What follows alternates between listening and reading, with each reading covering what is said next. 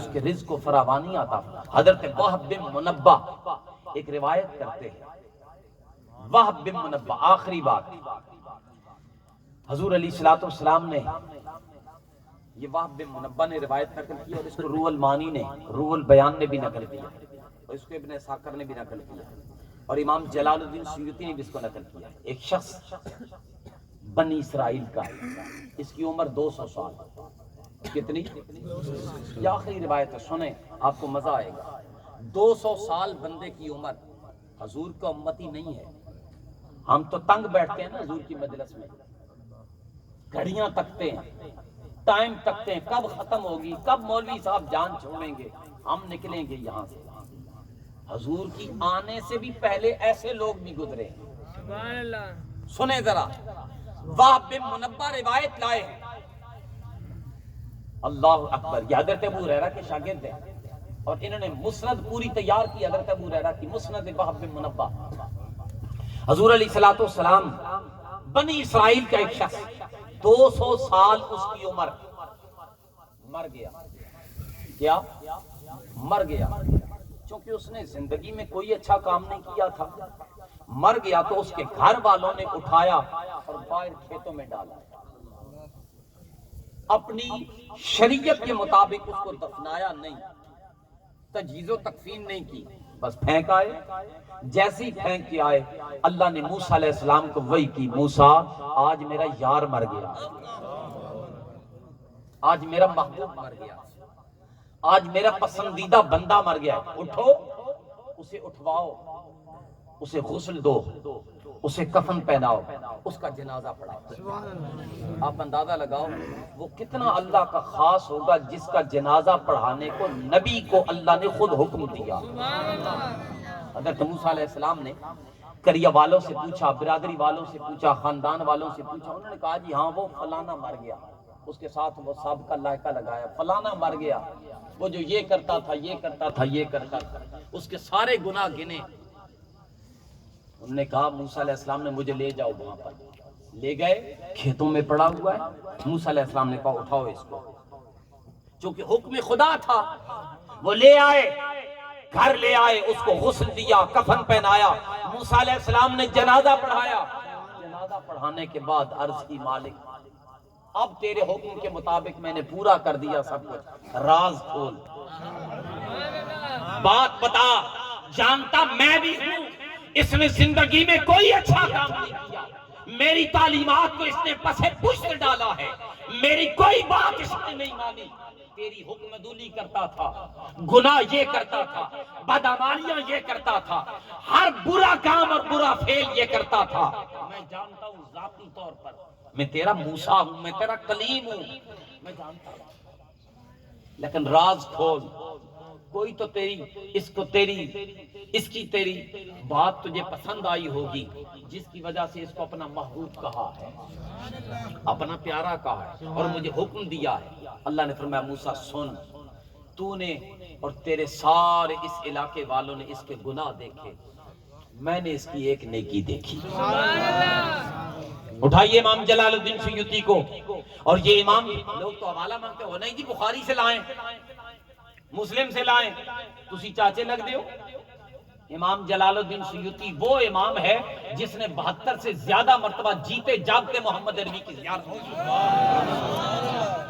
اور امام جلال الدین سیوطی رسول اللہ کی شان میں جو خصائص کبریٰ لکھی ہے، خصائص کبریٰ لکھی ہے، آپ حلفاً کہتے ہیں میں اس اپنی کتاب میں ہر وہ حدیث لایا ہوں جس کی پہلے ویریفیکیشن مصطفیٰ سے کروائی ہے۔ میں نے حضور سے پوچھا ہے آقا یہ حدیث صحیح ہے، تب میں خصائص کبریٰ میں وہ حدیث لایا۔ امام جلال الدین سیوطی نے اس کو نقل کیا، وہ مر گیا، جنازہ ہو گیا، راز کھلا، رب نے کہا اذا کان نشر التوراۃ، یہ رات ہوتی تھی، گھر میں اکیلا ہوتا تھا، سارے سو جاتے تھے، موسیٰ تو اپنے گھر ہوتا تھا، قوم کے لوگ اپنے گھر ہوتے تھے، یہ اپنے گھر تنہائی میں بیٹھ کر تورات کھولتا تھا، وَقَرَعَ التَّوْرَاتَ، اور تورات کو پڑھتا تھا، تورات کو پڑھتا تھا، وَنَظَرَ عَلَىٰ اسم محمد، نہیں اتنے بولے نہیں. مسلمانوں یہ بنی اسرائیل کا ہے، ہم مسلمان ہیں. بنی اسرائیل کا شخص حضور کا امتی نہیں ہے، حضور کا کلمہ نہیں پڑھا، حضور کے دین کا پیروکار نہیں ہے. حضور کی آمد سے کئی سال پہلے تورات پڑھتا تھا. وہ نظر علی اسم محمد. واب بن منبہ روایت لائے جب اس کی نظر اس تورات کے اندر اسم محمد پر پڑتی تھی، جب یہ دیکھتا تھا وَقَبَّلَهُ، وَقَبَّلَهُ، یہ میرے مصطفیٰ کے اس نام کو تورات سمیت اٹھا کے چوم لیتا. وَوَضَعَ عَلَىٰ عَيْنَيْهِ، صرف چومتا نہیں تھا، اپنی آنکھوں پر لگاتا بھی تھا. یار بنی اسرائیل کا بندہ میرے آقا کا نام چومے اور تو ابھی تک فتوے لگا رہا، تو ابھی تک پوچھ رہا ہے چومنا چاہیے یا نہیں چومنا چاہیے. اگلی بات سن، فَقَبَّلَهُ، یہ چومتا تھا. وَوَضَعَ عَلَىٰ عَيْنَيْهِ، اپنی آنکھوں پر لگاتا تھا. وَصَلَّى عَلَيْهِ، پتہ نہیں اس کو سکھایا کس نے تھا، پتہ نہیں درود پڑھنا سکھایا کس نے تھا، یا خدا نے یا موسیٰ نے. سبحان اللہ. موسیٰ نے بتایا ہوگا ہاں یہ تورات میں یہ جو نام تم پڑھتے ہو نا اس کو خالی نہ چھوڑا کرو، جب نام آئے صلی اللہ پڑھا کرو، صلی اللہ پڑھا کرو. وصلی علی، اور میرے محبوب پر درود پڑھتا تھا. رب نے کہا قد غفرت لہ، میں نے اس کے پچھلے سارے وسبعین زوجہ 70 حورا، اور میں نے اس کے نکاح میں 70 حوریں لکھ دی ہیں. ایمان سے بتاؤ اگر بنی اسرائیل کا شخص موسیٰ کا امتی 200 سال کے گناہ لے کے مرنے سے پہلے صرف حضور کے نام کی عزت اور توقیر کی وجہ سے اللہ سب کچھ معاف کر سکتا ہے، تو پڑھتا ہی محمد الرسول اللہ، محمد الرسول اللہ. اس نام سے پیار کرو، اس نام کو وظیفہ بنا لو. کسی نے کہا تھا میں سو جاؤں یا مصطفیٰ کہتے کہتے، کھلے آنکھ صلی اللہ کہتے کہتے.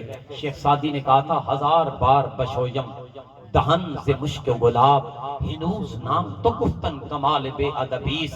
میں اگر 1000 مرتبہ بھی مشک و عنبر کے ساتھ، مشک و عنبر کے ساتھ، سب سے مہنگی خوشبو کا نام لیا، مشک و عنبر کے ساتھ کلیاں کر کر کے اپنے منہ کو معطر کر لوں آقا، پھر بھی میرا منہ تیرا نام لینے کے قابل نہیں.